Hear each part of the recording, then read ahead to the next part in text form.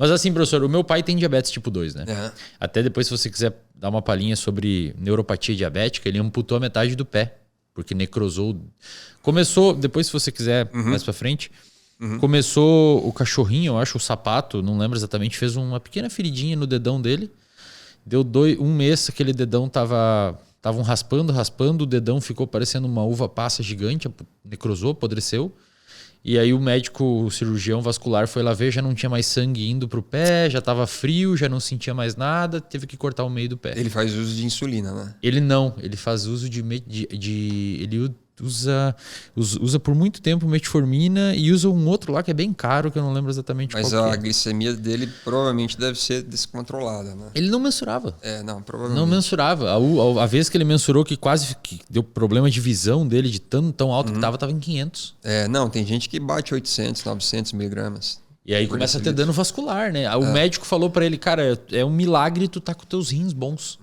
É um milagre, porque já era pra estar dando... Ficou muito tempo com insulina alta. Então, assim, o meu pai, ele consumia muito carboidrato. Desinformação, antes mesmo de eu nascer, lá no interior do Rio Grande do Sul, ele tomava 1 litro de Coca-Cola por dia. 1 litro de 2 litros, no caso, né? Uma PET. Então, 2 litros de Coca-Cola. E comia um pudim. Todo dia. Todo dia isso, cara. Professor. E o almoço dele, o café dele era pão francês, era esse rolê. Aí eu lembro que teve uma época que ele ficou gordinho. Ele tem umas fotos com a cara bem fofinha, digamos assim, e com bastante gordura abdominal, né? E hoje ele é um palito.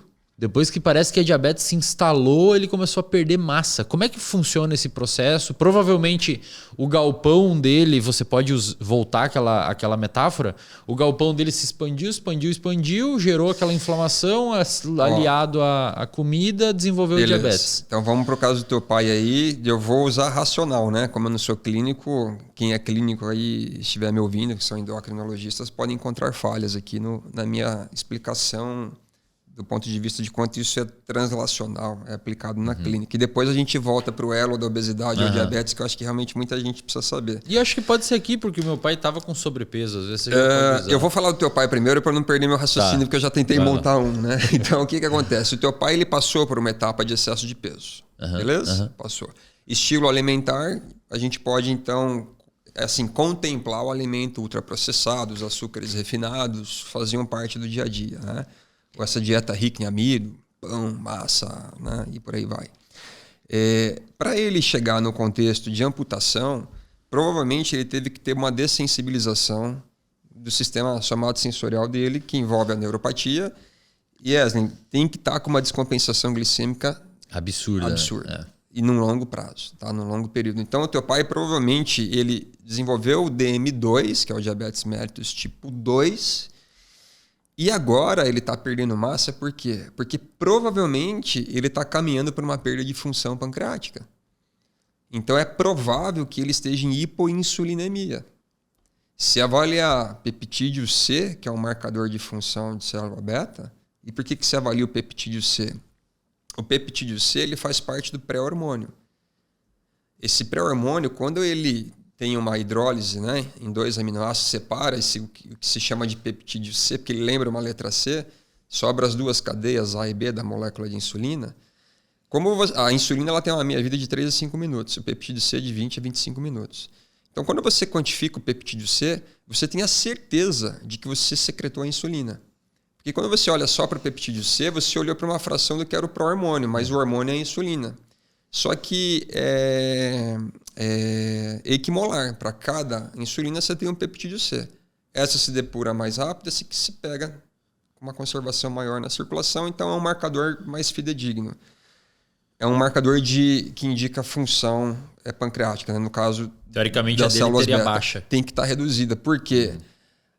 O contexto de glicolipotoxicidade, ou seja, o excesso de glicose e o excesso de lipídios, porque as pessoas esquecem disso, né? A gente fala de hiperglicemia, mas o diabético ele tem dislipidemia e também excesso de aminoácidos, porque ele está em falta de processo anabólico. Não tem lipogênese, proteogênese, glicogênese regulada. Então tem mais proteólise, lipólise, glicogenólise. E esses lyses significam você pegar esses substratos energéticos e disponibilizá-los na corrente sanguínea. E eles são tóxicos em excesso. A glicose em excesso e os ácidos graxos em excesso, né? No caso aí a gente pode falar de dislipidemia no sentido de hipertriacilglicerol, hipercolesterolemia e assim por diante. A glicose em excesso, ela tem um efeito, digamos assim, tentar colocar de uma forma simples, como se fosse um efeito osmótico. A entrada da glicose na célula também pode favorecer entrada de água. Um entumecimento celular também. Então você pode gerar uma lesão estrutural da célula e bioquimicamente falando também, você está com um excesso de atividade, mitocondrial no limite, na tampa para essas células. Então você começa a ter muita disfunção celular porque você está sobrecarregando demais as células com o substrato energético. Algumas células não têm o GLUT4, que é um transportador que depende da insulina.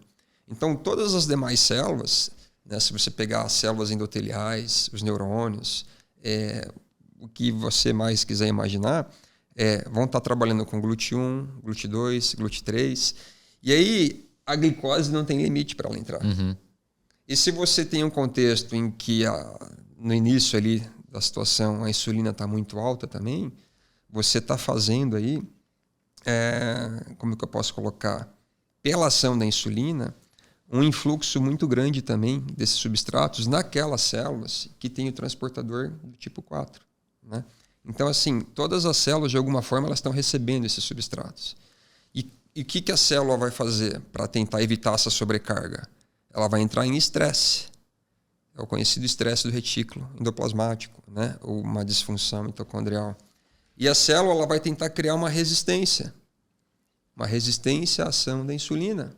Ela vai dizer assim, viu, eu não quero mais substrato aqui, cara, você está me colocando muita energia aqui, eu não sei como oxidar tudo isso, eu não tenho como armazenar isso aqui. Então, dá um tempo aí. Como é que a gente resolve isso? Cortando na torneira, fazendo uma ingestão reduzida.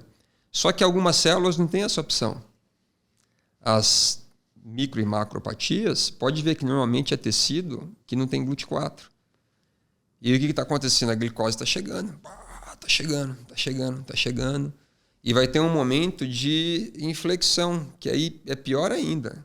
Enquanto você tem insulina endógena trabalhando, você ainda faz um pouco de anabolismo.